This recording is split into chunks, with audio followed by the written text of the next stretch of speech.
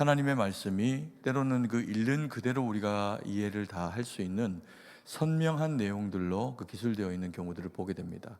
그리고 또 어떤 경우에는 읽어도 이게 정확하게 무슨 말씀인지 표면상 이 말씀의 내용이 이런 것 같기도 하고, 또 그리고 혹은 뭔가 좀 찝찝하기도 하고, 또 다른 내용이 혹시 그 가운데 있나 이런 이제 생각이 드는 모호한 내용들이 좀 기술이 되어 있는 그런 경우들을 만나기도 합니다.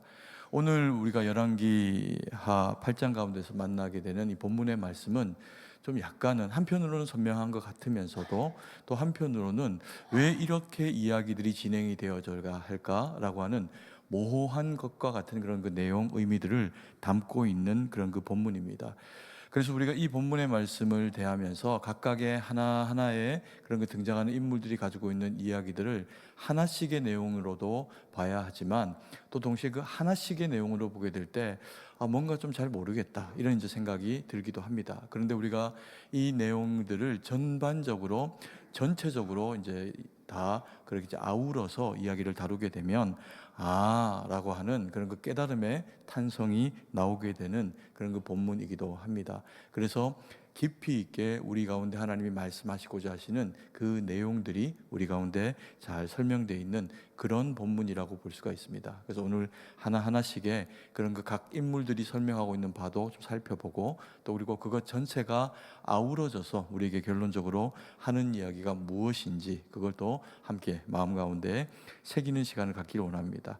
우리가 오늘 본문에 등장하는 이야기 가운데 좀 의문이 들게 되는 그 사건 중에 하나가 뭐냐면요, 첫 번째로 아람 왕 벤하닷의 사망 사건입니다. 이 부분을 대하면 우리가 알 듯 혹은 또 하나님이 왜 이렇게 하실까라고 하는 이제 의구심이 그 가운데 생길 수 있는 그런 내용들이 있습니다. 오늘 본문에는 엘리사가 갑자기 뜬금없이 다메섹에 이르게 되었다라고 그렇게 이야기를 하고 있습니다. 그리고 다메섹에 그가 이르렀을 때 소문이 들려옵니다. 아람 왕 베나닷이 병들어서 누워 있는 상태로 있다는 거죠. 그런데 이 누워 있는 상태가 꽤 위중했던 그런 상태로 여겨집니다. 그러면서 이 베나닷이 그 가운데 나온 그 아람 가운데 나온 이 엘리사의 이야기를 듣고는 사신을 꾸밉니다. 그리고는 약대 40마리에다가 굉장한 양의 그런 예물들을 준비를 하고 엘리사에게 사람을 보냅니다. 그러고서는 내가 이 병에서 노임을 얻게 될 것인지 아니면 죽게 될 것인지를 좀 한번 물어봐라, 이렇게 이야기를 하게 됩니다. 그런데 사실 이런 어떤 기록의 내용들을 보면은 사실 참 이례적인 그런 표현이라고 볼 수가 있습니다. 이 베나닷이 이스라엘의 왕이라고 하면 그것은 당연한 이야기죠. 그런데 이 베나닷은 이스라엘의 왕이 아니고 아람 족속의 왕입니다. 그래서 이 아람 족속의 왕이었기 때문에 그들이 섬기는 림몬이라고 하는 신이 떡하니 있는데도 불구하고 엘리사에게 자신의 안위를 묻고 있습니다. 다른 면에서 보면은 여호와 하나님께 자기가 어떻게 될 것인지를 선지자를 통해서 묻고 있는 것이니, 하나님 보실 때에 어쩌면 참 이쁘게 보일 수 있는 그런 내용이기도 합니다. 이방의 왕이 여호와 하나님을 찾는다. 이건 정말 놀라운 일이기도 하고 하나님의 입장에서는 매우 기특하게 바라보실 수 있는 그런 내용이기 때문에 그렇습니다.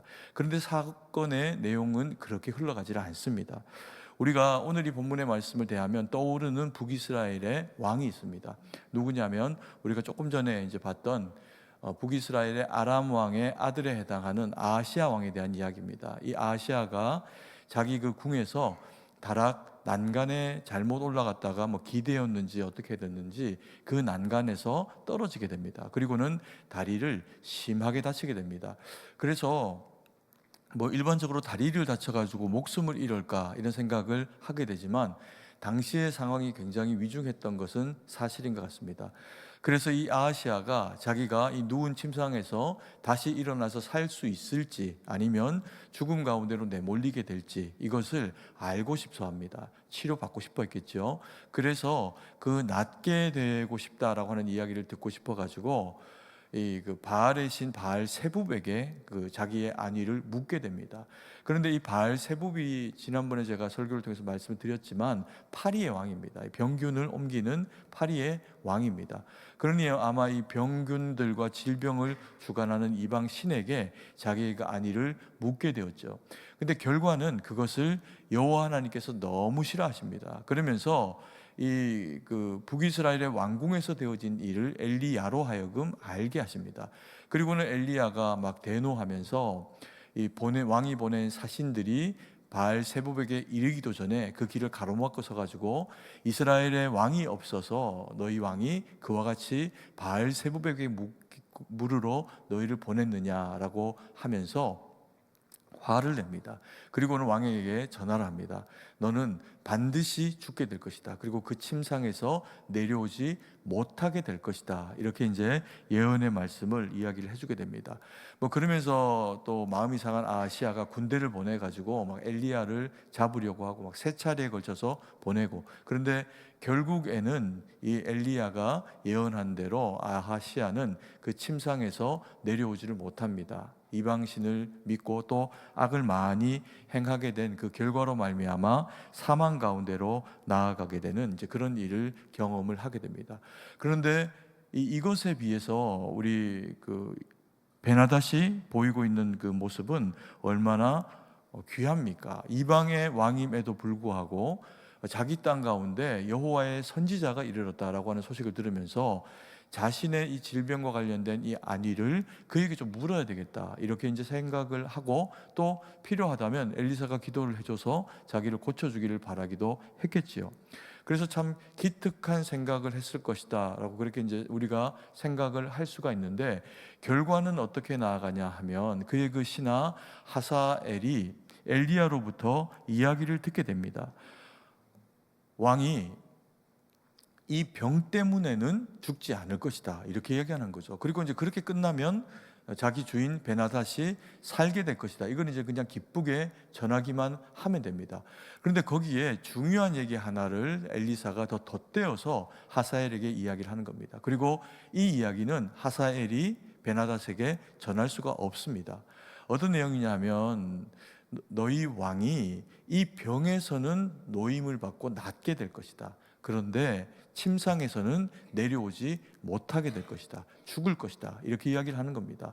그래서 병 때문에 죽는 것이 아니라 다른 것 때문에 죽게 될 것이다 라고 이야기를 하면서 이 하사엘이 베나닷을 대신해서 왕이 될 것이다 라고 하는 얘기를 그 사신으로 온 신하 하사엘에게 직접 엘리사가 이야기를 해주게 됩니다.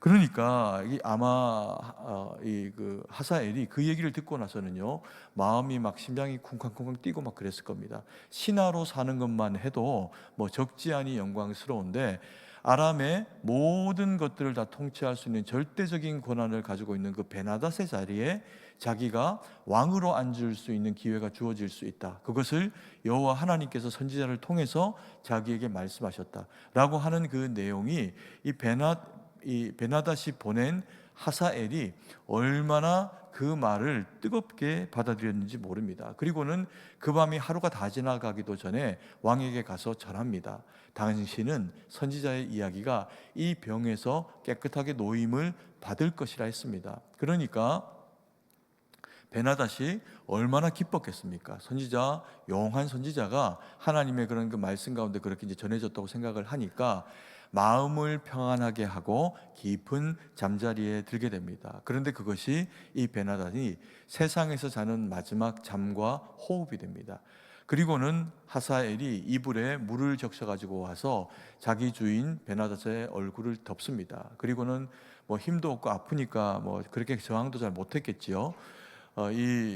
그 베나닷의 호흡을 멈추게 해서 암살하여 죽음 가운데로 내모는 그런 그 상황이 벌어지게 됩니다. 이 베나닷의 죽음은 그래서 이 그리스도인들이 읽고 또 보기에는 좀 안타깝다라는 생각을 하게 됩니다. 그가 하나님을 의지한 것으로 보이는데, 여호와를 의지한 것으로 보이는데 하나님께서 오히려 그를 낫게 해주시지를 않고 그가 보낸 그 사신에게 암살을 해도 될 만한 어떤 명분을 집어넣어 주셔가지고, 그래서 하사엘이 그것을 그렇게 처단하듯이 감당해버리는 일처럼 그렇게 여겨진다는 겁니다. 그러면 우리가 여기서 점검을 해보아야 할 것이, 이 베나닷은 정말 여호와 하나님을 신뢰한 사람인가라고 하는 것에 대해서 우리가 의문을 좀 가져볼 필요가 있습니다.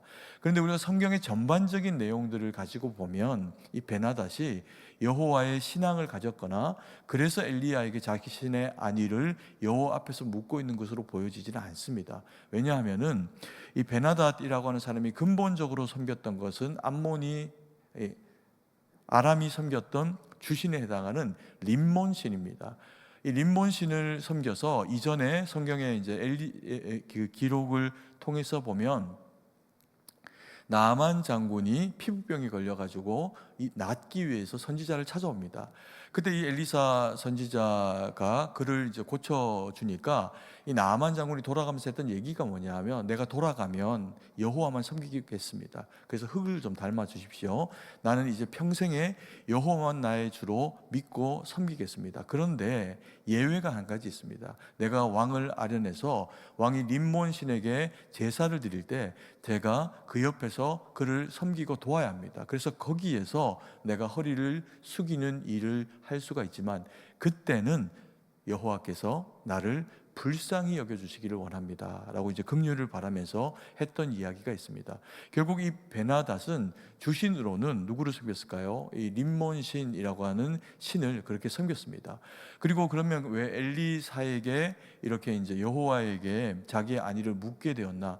그 부분을 또 우리가 성경의 전반적인 내용들, 이전에 있었던 역사들을 통해서 우리가 잠깐 보면, 이 암몬이 베나닷 시절에 지속적으로 이스라엘을 괴롭힙니다. 침공을 하고 막 거의 사마리아를 함락시키려고 하는 것 정도로 보일 정도로 그렇게 깊숙이 침투를 해오기도 합니다. 그러면서 이 그 베나닷이 군사를 북이스라엘 가운데 그렇게 이제 보내면 자꾸만 자기들이 가는 그 길목에 매복을 해갖고 있다가 자기 병사들을 없애기도 하고, 전쟁이 자꾸 이 베나닷 편에서는 자꾸 어처구니 없이 이 작전이 노출이 되면서 실패를 하게 되는 겁니다.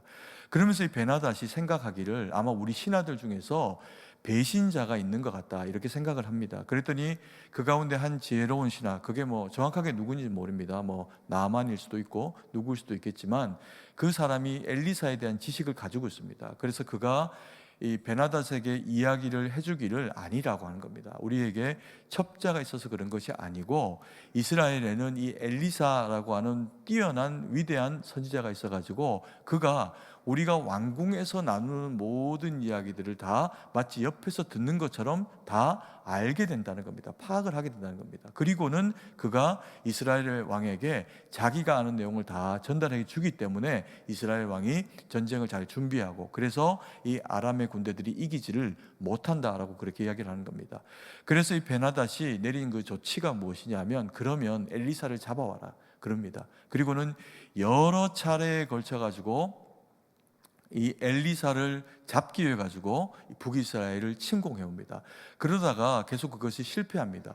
그리고는 나중에는 엘리사에게 보냈던 군사들이 엘리사에 의해 가지고 다 눈이 멀고, 그리고는 다 산채로 그렇게 포로로 잡혀갔다가 고스란히 엘리사가 살려줘 가지고 아람 가운데로 돌아오게 되는 그런 그 일들을 경험을 하기도 합니다. 그러다 보니까 이런 어떤 상황들이 자꾸 누적이 되어지니까 이 베나닷이 가지게 된 귀중한 정보가 뭐냐면, 엘리사는 보통이 아니라는 겁니다. 엘리사는 대단한 하나님의 종이다. 여기까지는 이제 인정을 한 겁니다. 그래서 자기에게 주어진 이 위험한 일이, 질병이 걸린 이 일이 엘리사라면 자기에게 알게 해줄 수 있을 것이다. 어떻게 될지를, 낫게 될지 아니면 죽게 될지를 알게 해줄 수 있을 것이다. 그러면 이제 만약에 죽는다 그러면 죽음을 대비하면 되겠죠. 산다 그러면 또 살면 됩니다. 그래서 이제 그 엘리사에게 사신들을 정중하게 예를 갖춰가지고 막 엄청난 재물을 그에게 낙타에 실어가지고 낙타를 40마리나 보냅니다. 그래서 우리가 이 얘기를 통해서 볼 때 이 베나닷이 하나님을 의지했는데 왜 하나님이 그를 죽음으로 내몰도록 그렇게 방조하시나, 이런 생각을 할 수 있는데, 성경의 전반적인 내용은 그와 같이 기술하고 있지를 않다는 겁니다. 베나닷은 하나님을 잘 모르고 요행이, 그리고 또 이런 어떤 그 상황을 한번 좀 모면해보고 싶다라는 마음으로 그와 관련된 엘리사가 왔다고 하니까 엘리사에게 도움을 요청하고 있는 그런 그 모습을 보이고 있습니다. 뭐 엘리사를 어차피 잡을 수도 없었기 때문에 그렇죠.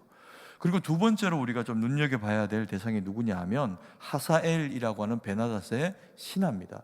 이 하사엘의 태도를 봐도 우리가 읽게 되면서 과연 이것이 정당한가? 하나님이 하사엘의 손을 이렇게 들어주시고 계시는 것 같이 보이는 것을 우리는 어떻게 해석을 해야 할까? 그리고 그래서 하사엘이 하는 이 행동이 과연 옳은 것인가? 라고 하는 의구심을 우리는 가지게 됩니다. 우리가 잠깐 이 베나닷이 보낸 하사엘이라고 하는 인물이 행하게 되는 그런 그 일에 대해서 우리가 잠깐 한번 말씀을 통해서 바라보기를 원합니다. 엘리사는 자신의 안위를 묻기 위해 가지고 이 베나닷이 보낸 하사엘로 하여금 아람의 왕이 될 것이다 라고 하는 이야기를 해주게 됩니다. 이건 베나닷도 기대했던 바가 아니고요, 하사엘도 기대하고 있었던, 생각도 못하고 있었던 그런 그 내용일 수가 있습니다. 그런데 이 그 선지자는 두 가지 이야기를 합니다. 베나닷이 걸린 병이 죽을 병이 아니라는 거죠. 그래서 이 병 때문에 죽지는 않을 거라는 겁니다. 그래서 가만히 두면 이 병은 낫게 될 수가 있는 병이라는 거죠. 그것을 베나닷에게도 전하게 하고, 그리고 누구도 알게 합니까? 하사엘에게도 알게 합니다. 그리고 또 하사엘에게는 베나닷에게 전하지 않을 이야기를 하나 더 들려줍니다. 그 이야기의 내용이 뭐냐면 네가 베나닷을 대신해서 그 다음 왕이 될 것이다, 이런 얘기를 이제 들려주는 겁니다. 그러니까 이 하사엘이 얼마나 마음이 쿵쾅거렸겠습니까? 내가 한 번도 생각해 보지 못한, 혹은 그 마음 가운데 그런 그 야망을 꿈꾸고 이전에 뭐 대단하게 일을 했던 베나닷이 자꾸 병들고 약해지고 하니까 이거 뭐 아닌가? 이제 이렇게 생각하면서 차라리 나라면 왕으로 더 잘하지 않을까? 이런 이제 생각을 해봤을 수는 있겠죠. 그러나 이것을 당장의 어떤 실행에 옮기기에는 자기 목숨을 내어놓고 해야 하는 일이기 때문에 명분 없이 이런 일을 할 수는 없었을 겁니다. 그런데 엘리사 선지자가 그 명분을 하사엘에게 제공을 해주는 겁니다. 여호와 하나님이 너를 베나닷 다음으로 아람의 왕으로 세우셨다는 겁니다. 그래서 이 하사엘이 돌아와서 그 밤에 모든 계획들을 짭니다. 그리고는 자기 왕 베나닷을 죽이기로 결정하고 암살하기에 이르지요. 근데 우리가 이 본문의 내용을 이렇게 쭉 살펴보면 꼭 이것이 엘리사가 이것을 뒤에서 다 조종하고 있는 것처럼 그렇게 보여집니다. 이걸 다 알고 그리고 네 왕이 이것 때문에 죽지 않을 거니까 네가 죽여라, 이렇게 이야기를 하고 있는 것으로 우리가 자칫하면 해석을 할 수도 있는 거죠. 근데 성경은 그렇게 이야기하고 있지는 않습니다.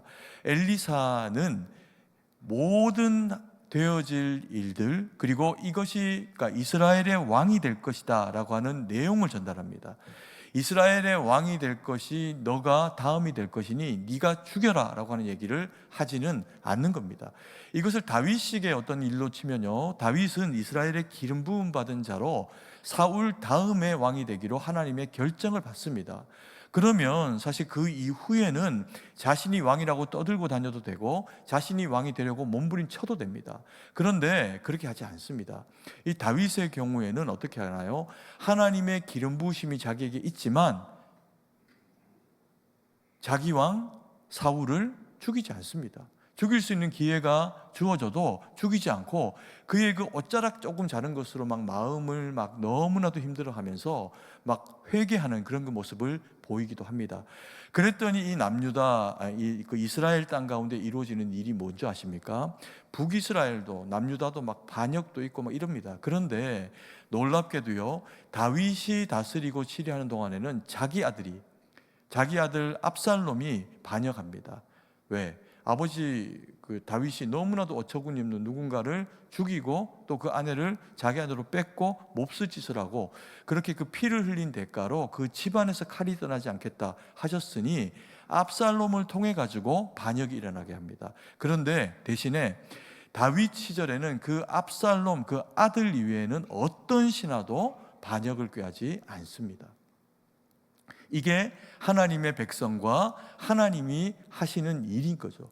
그런데 여기에는 보십시오. 이스라엘 땅이 아닙니다. 그래서 선지자는 기름 부어서 네가 아람의 왕이 될 것이다. 주어진 역할을 하고 그걸 설명해 줍니다. 그랬더니 그 일을 나머지 구체적인 방편을 꾸미는 것은 누가 합니까? 하사엘 스스로 결정하는 겁니다. 왜 그런 결정했을까요? 만약에 왕에게 나아가서 베나닷에게 당신이 이 병 때문에 죽지 않는다고 합니다.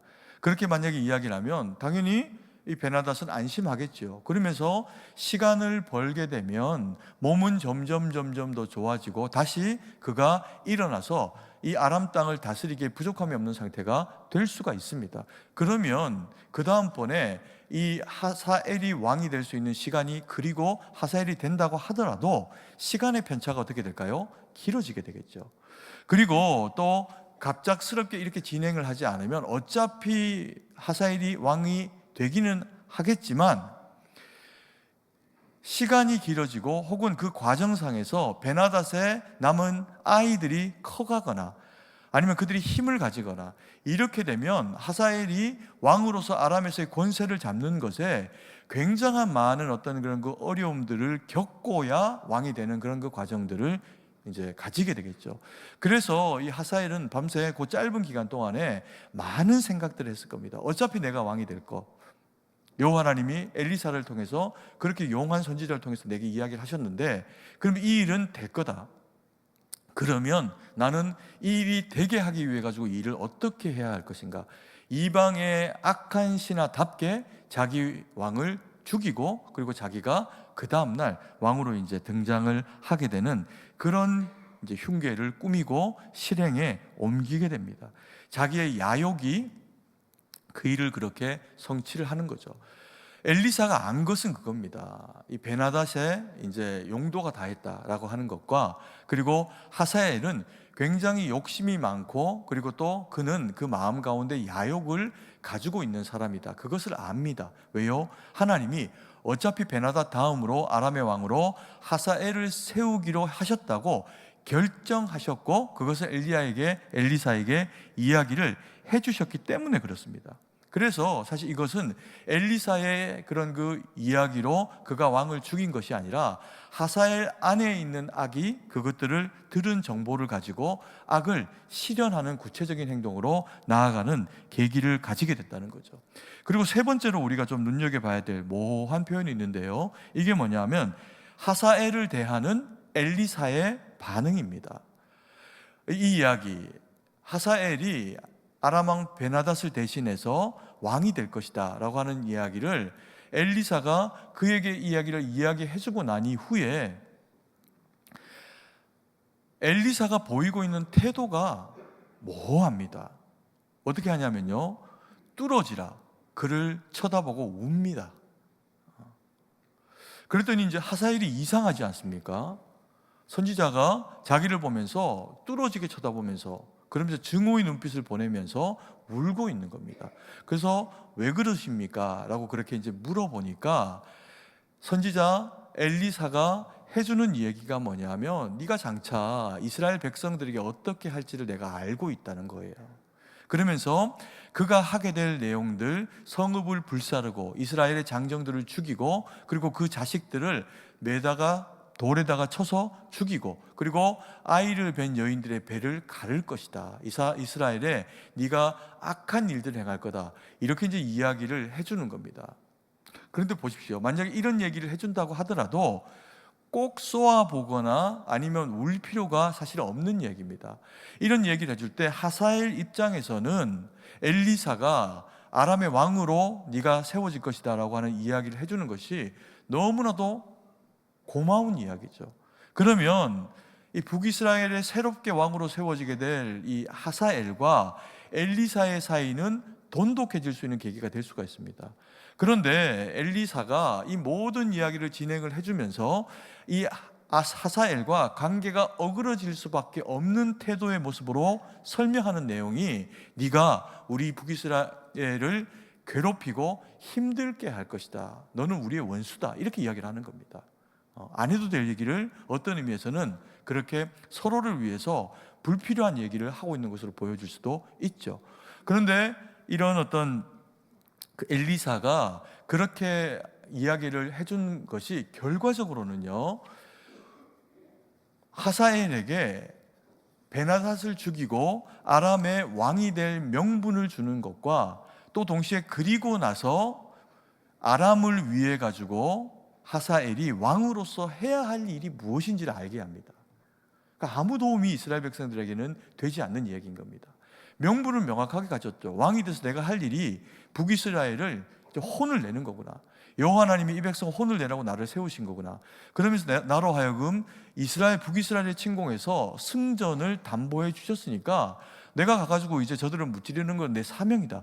이렇게 생각하고 움직일 수 있도록 하나님께서 이 엘리사를 통해서 해야 할 일들까지 집어넣어 주셨으니까 이건 뭐 하나님이 하사엘로 하여금 이스라엘을 괴롭히라 이렇게 이야기를 하신 것과 다름이 없는 상황일 수가 있는 겁니다. 이렇게 이제 해석을 할 수도 있는 거죠. 그런데 이렇게 해석할 일이 아닙니다. 열왕기상 19장 15절 말씀을 같이 한번 읽도록 하겠습니다.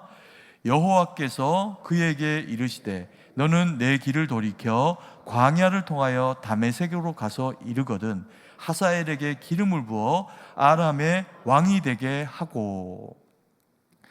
아람의 왕으로 베나닷을 대신해 가지고 이제 하사엘을 세워라라고 하는 얘기를 엘리사에게만 주신 게 아닙니다. 이 엘리사에게 주시기 이전에 그의 그 스승이었던 엘리야가 이제 병거를 타고 하늘로 올라가기 거의 직전에 하나님께서 이 엘리야로 하여금 성령에 충만하게 하시면서 세 가지의 예언을 주십니다. 알게 하십니다.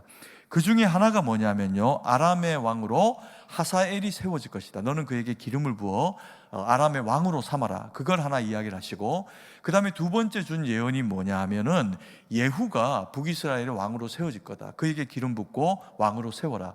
그리고 세 번째 예언이 뭐냐 하면 엘리사가 너를 대신해서 북이스라엘을 위해서 선지자로 세워지게 될 거다. 그를 기름 부어 세워라. 이 세 가지의 이제 명령을 하나님께서 말씀으로 엘리야에게 주셨습니다. 그리고는 엘리야가 엘리사에게 기름을 붓고 자기 다음으로 선지자 역할을 하도록 세우지요. 그리고는 엘리야가 못다한 일 중에 하나가 뭐냐면요, 이 아람 왕 하사엘에게 기름을 부어서 그를 아람의 왕으로 세우는 일입니다. 이것까지는 아마 시간의 전개가 빨리빨리 전개가 되면서 엘리야 때 이루어지질 않습니다.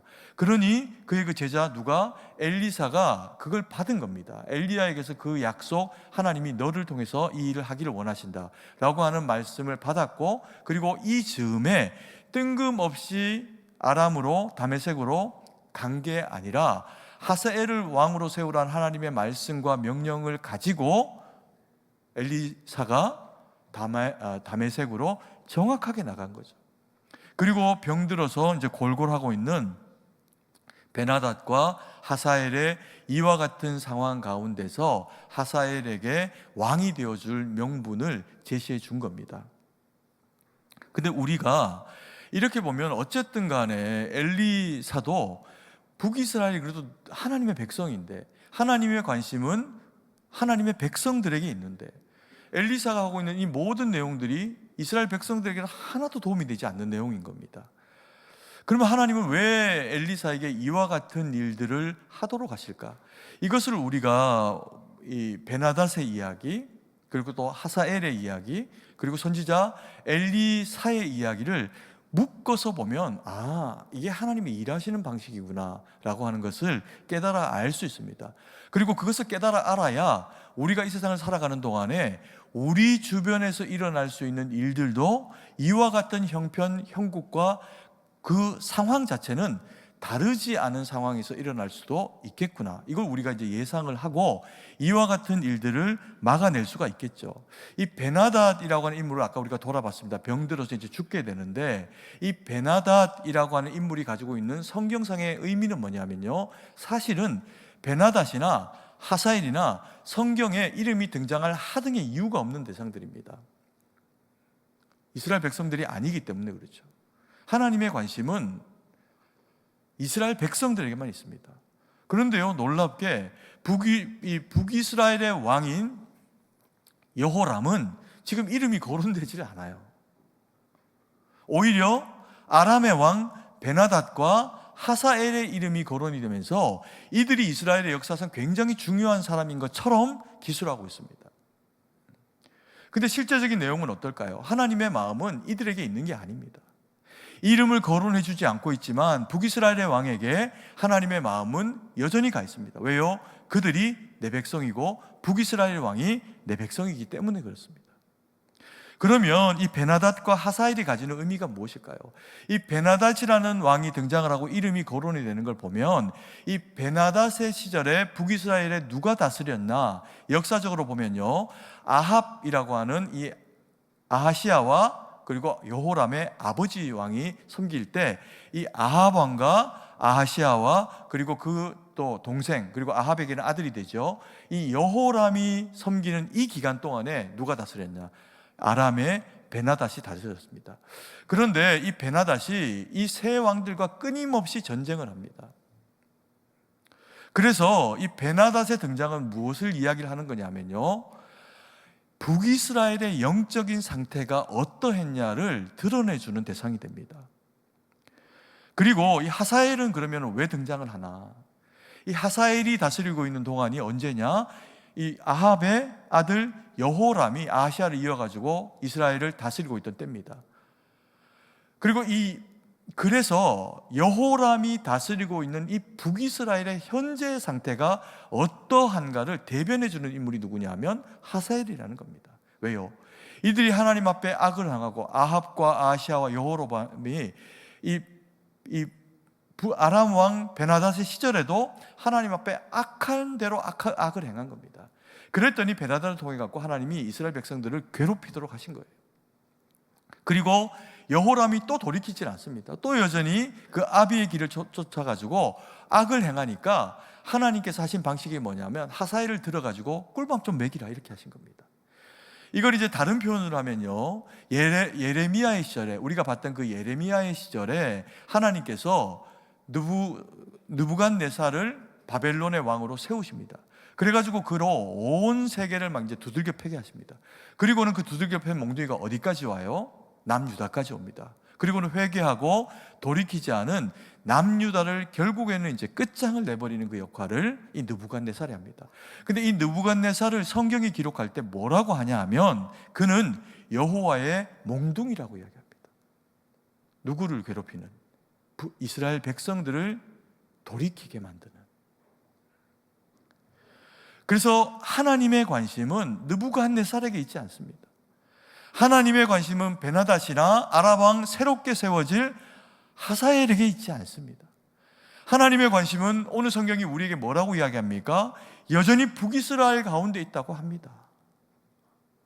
그러면 하나님이 베나닷을 세우고 하사엘을 세우셔가지고 이스라엘을 그렇게 괴롭히는 게 목적인가? 그렇지 않죠. 이들이 하나님 앞에서 지속적으로 악을 행하고 그릇 행하고 어리석게 행하고 그렇게 하니까 주변에 있는 이방 족속들을 세워서라도 하나님께서 그들로 하여금 정신 차리고 하나님만 바라보고 하나님만 믿어라, 다른 우상 섬기지 말고 자기 백성을 돌아보고 왕이면 왕답게 행하고 그렇게 살아가라, 그런 그 권면들을 선지자를 통해서도 하나님이 아무리 이야기를 해도 북이스라엘이 듣지를 않으니까 아람의 왕들, 이방 왕들을 통해 가지고 회초리로 들어쓰시면서 이들로 하여금 깨닫도록 하고 계시는 겁니다. 이게 하나님의 일하시는 방식이라는 거죠. 만약에요, 그러면 아람의 왕으로 하사엘이 세워졌습니다. 그래서 엘리사를 통해서 예언합니다. 성읍을 불사르고 장정들을 죽이고 아이들을 내다 돌에다 던져서 죽이고 아이벤 여인의 배를 가르고 이런 장혹한 일이 이스라엘 백성들이 돌이키고 선한데도 그걸 위해서 그렇게 세우셨을까요? 그렇지 않습니다. 하나님의 관심은 오직 자기 백성 북이스라엘이 돌아오는 것에 관심이 있습니다. 그래서 만약에 북이스라엘이 회개하고 돌이켜가지고 만약에 하나님께 돌아온다면 하사엘의 일과 같은 힘은 이스라엘의 영향력을 발휘할 수가 없습니다. 여러분 보십시오. 오늘 이 이야기는 그냥 귀에다 살짝 이야기한 게 아닙니다. 선지자가 다메섹에 찾아가가지고 한 얘기입니다. 하사엘에게 이야기를 해줬고, 그리고 내가 하사엘에게 이런 얘기를 해줬다. 그리고 그래서 그가 왕으로 세워질 거다. 이 얘기를 엘리사가 돌아가고 자기 백성들에게도 다 해준 얘기예요. 그러니까 성경에 기록돼 있죠. 이건 뭐 어디 감춰져 있는 얘기가 아닙니다. 이스라엘의 역사 가운데서 하나님의 백성, 당시의 이스라엘 백성이라면, 엘리사와 함께 살아가고 있었던 사람들이라면 그들은 다 엘리사가 이와 같은 일을 했다라고 하는 것을 알 수밖에 없는 내용입니다. 그러면 어떻게 해야 될까요? 엘리사를 또 잡아다가 족쳐야 됩니까? 회개하고 돌이키는 겁니다. 그런데 북이스라엘은 이걸 하지 않아요. 이걸 하지 않습니다. 그렇게 선지자를 보내고 하나님의 역사를 보이고 때로는 이방인들을 들어가지고 회초리로 쓰고 이러면서도 하나님은 끊임없이 포기할 수 없는 자기 백성들에게 돌아오라 하십니다. 그런데요, 놀랍게도 북이스라엘은 돌이키지 않습니다. 그래서 하나님이 더 큰 몽둥이를 준비합니다. 아람을 넘어서, 아람을 지나서 누가 있습니까? 아수르가 있습니다.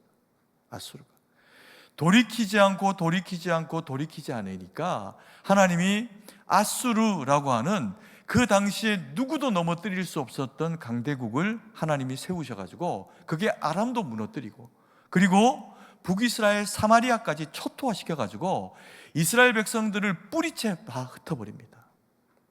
내가 이스라엘 백성이다 이야기할 수 없는 상태에 이르기까지 북이스라엘을 초토화시켜서 민족의 정체성 자체를 싹 다 그냥 없애버리십니다. 왜요? 돌이키지 않으니까, 회개하지 않으니까. 그런데 그래서 하나님이 역사를 기록해 놓으시면서요, 하나님의 진심이 어디 있는지를 그 이후의 역사 가운데 기록하고 있습니다.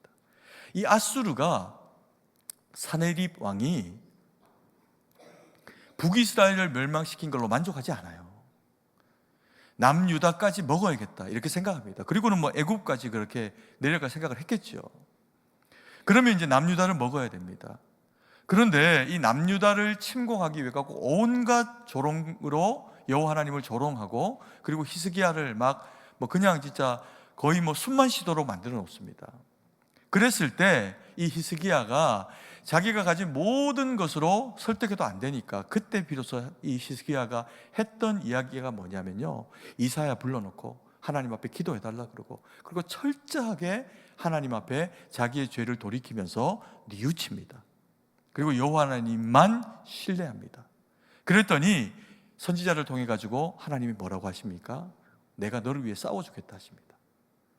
그리고는 이스라엘 백성의 힘으로는 도저히 물리칠 수 없는 대상들입니다. 그 당시에 아수르가 역사적 기록으로 봤을 때 한 18만 5천 정도가 오거든요. 이걸 어떻게 이깁니까? 그런데 그 밤에 놀라운 하나님의 역사가 그 18만 5천이 되었던 몇만이 되었던 그 아수르의 군사들이 서로가 서로를 죽이게 합니다. 그리고요, 대패를 해가지고 자기 나라로 쫓기어가듯이 돌아간 이 사네립은 그 아들 왕위 계승 문제를 좀 잘못해가지고 한 아들 에살아돈이라고 하는 아들을 세웠다가 그 나머지 두 아들이 모반을 합니다. 그리고는 사네립을 암살합니다. 살해합니다.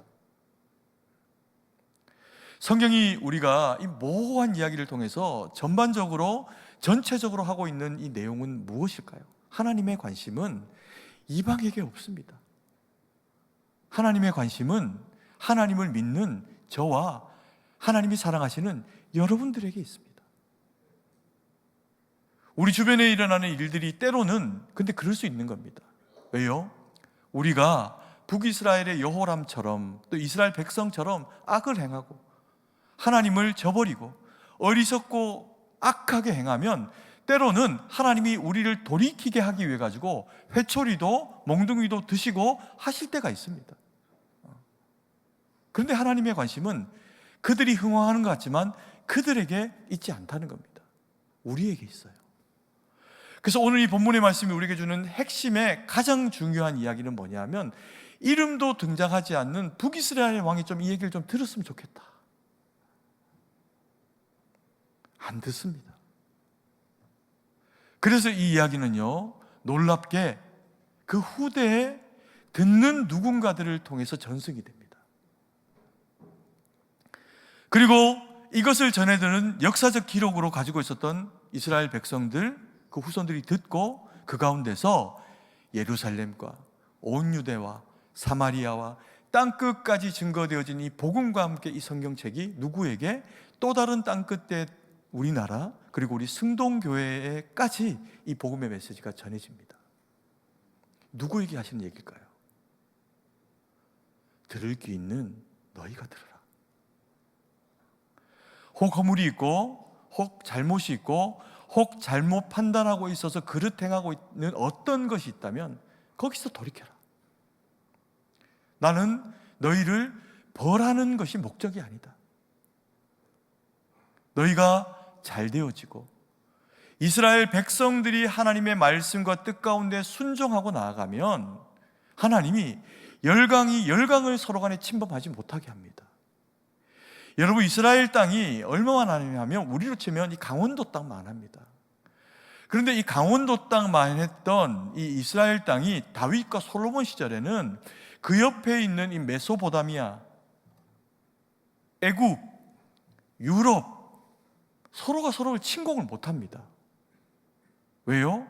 이 길목에 조그만한데 하나님이 세우셔가지고 서로가 서로를 침범해 갈 수 없는 길목을 딱 정하고 있는 다윗이 다스리고 있습니다. 세계의 평화가 이루어진 거예요. 하나님의 관심은 하나님의 백성된 우리들에게 있습니다. 아멘이십니까? 때로 우리가 혹 하나님 앞에 그릇 행하고 잘못한 게 있고 그러면 제발 돌이키십시오. 우리가 악하면요, 세상도 악한데 우리까지 악하면 세상은 더 악해집니다. 그러면서 악해진 우리를 때로는 교훈하고 가르치기 위해서 악한 세상이 악을 우리에게 드러냅니다. 그런데 우리가 하나님의 말씀에 순종하고 다윗처럼 하나님의 그 말씀과 뜻 가운데 서서 마땅히 말씀으로 붙잡혀서 순종하며 행하는 어떤 일들을 감당해 나가면 세상이 함부로 하지 못한답니다. 그래서 하나님은 오늘 엘리사를 통해서 이야기하시면서 이 얘기는 북이스라엘의 왕에게 하는 얘기로, 이스라엘 백성들에게 하시는 얘기로 주고 계시는 겁니다. 그들이 안 들어서 되어진 그 이야기가 우리 그리스도인 된 주님의 거룩한 백성들에게 이루어져서 하나님의 뜻을 이루어드리는 우리 모두가 되기를 원합니다. 때로 세상 살다 보면 또 우리가 막 잘 될 때 있습니다. 굳이 하나님이 안 도우시는 것 같은데도 잘 될 때가 있습니다. 그때 우리는 그런 생각합니다. 세상이 나를 중심으로 돌고 있구나. 그런데 그렇지 않습니다. 조금만 정신 차리고 힘겨운 어떤 시절을 경험하면 그건 잘못된 생각이고 망상이라는 걸 알게 합니다. 그러면 세상을 어떻게 움직일까요? 나를 사랑하시는 하나님이 나에 대한 계획을 가지고 나를 위해서 움직이십니다. 아멘이십니까? 그 하나님을 만나서 나를 위해 역사하시고 나를 위해 이루시고 나를 치유하시고 나를 회복하시고 나로 하나님의 역사를 이루기를 원하시는 그 주님과 함께 하나님 영광 돌리는 우리 모두가 되기를 간절히 소망합니다. 사랑의 아버지 하나님, 은혜와 사랑을 감사드립니다. 오늘도 생명의 말씀 우리 가운데 허락해 주셔서 우리가 무엇을 붙잡고 살아야 하는지 알게 하시니 감사드립니다. 아버지와 때로는 우리 주변에 일어나는 일들 때문에, 베나다 때문에, 하사엘 때문에 힘들어하고 불평하고, 아버지 하나 내가 무엇 때문에 이렇게 근본적으로 잘못되었는지 깨닫지 못하는 세월들을 보낸 것이 우리의 세월 가운데도 있음을 고백합니다. 아버지, 오늘도 우리에게 귀한 말씀, 생명의 말씀, 능력의 말씀 주셨사오니 우리가 이 말씀 깨닫고 나를 통해 일하기를 원하시고 나를 위해 일하시기를 원하시는 하나님의 아버지 하는 그 은혜를 우리가 마음 가운데 받고 순종하며, 그래서 악이 창궐하는 세상에 악이 창궐하지 못하도록 하는 주의 그 역사 가운데 순종하며 나아가는 우리 모두가 될 수 있도록 은혜를 베풀어 주시옵소서. 아버지, 그래서 종이 섬기는 우리 승동교회, 그리고 종과 함께 섬기는 우리 승동교회 모든 성도들 가운데 함께 해주셔서 승동교회가 복을 얻게 하시고 승동교회의 성도들이 복을 얻게 하셔서 악한 세상 가운데 복음으로 빛되고 소금되게 주의 거룩한 말씀 붙잡고 순종하며 살아내서 하나님 영광 돌리고 주의 기쁨이 되어드리고 주님이 우리를 위해서 무엇을 하셔도 아깝지 아니한 주의 거룩한 백성들의 연합, 우리 승동교회 될 수 있도록 은혜를 베풀어 주시옵소서. 주님께 모든 것을 의지하고 감사드리며 그렇게 역사하시는 예수님 이름으로 기도드립니다. 아멘.